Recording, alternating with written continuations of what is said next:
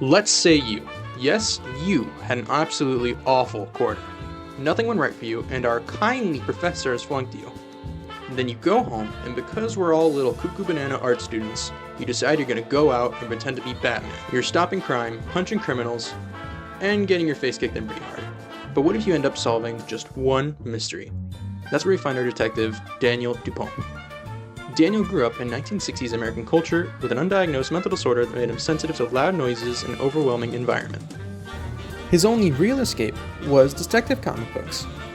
He grew up on stuff like Dick Tracy and The Shadow, but because his dad was a jerk, Daniel was sent off to the military school and enlisted in the US Army around age 22. Years later, in 1992, he was dishonorably discharged for desertion, having fled a combat scenario in the Gulf War where the rest of his platoon all died.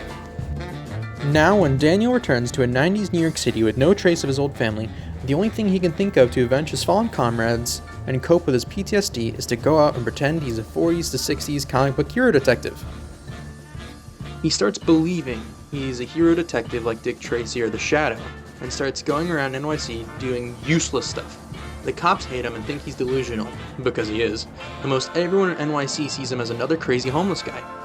But when the owner of Daniel's favorite bagel shop gets killed, he gets wrapped up in a serious case about a missing cigarette case in the Italian mob. It's during this case he meets Carol Grafton, a kind and down-on-her-luck stripper who Daniel immediately typecasts as a beautiful, enthralling femme fatale partner. She starts following Daniel around out of concern for his well-being and because Daniel's one of the few people that treat her kindly. Together they meet Sam, a dog abandoned in a murder case who Daniel truly believes can talk.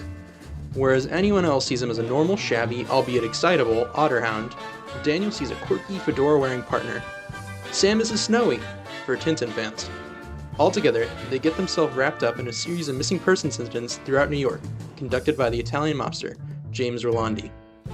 Similar to Daniel, Rolandi is self-aware enough to realize he's a stereotypical Italian mob boss. He even leans into the godfatherness of it all. The only difference is Rolandi has got the money and the power to make his delusions all the more real. Daniel's method of detection can only be described as delusional. He gets clues from Sam, however real they may be, and gets himself involved in scenarios because of how gung-ho he is about all this detective nonsense. His blind confidence and blind enthusiasm end up intimidating people. He's a wild card no one can understand, not even himself.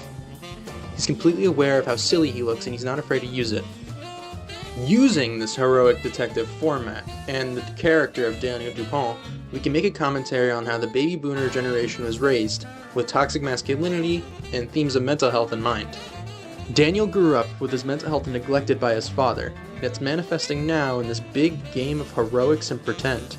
Altogether, the delusional Daniel Dupin is the happy alternate universe to City of Glass, with cartoony and heroic elements similar to Dick Tracy, The Shadow, and yours truly, Johnny Dollar.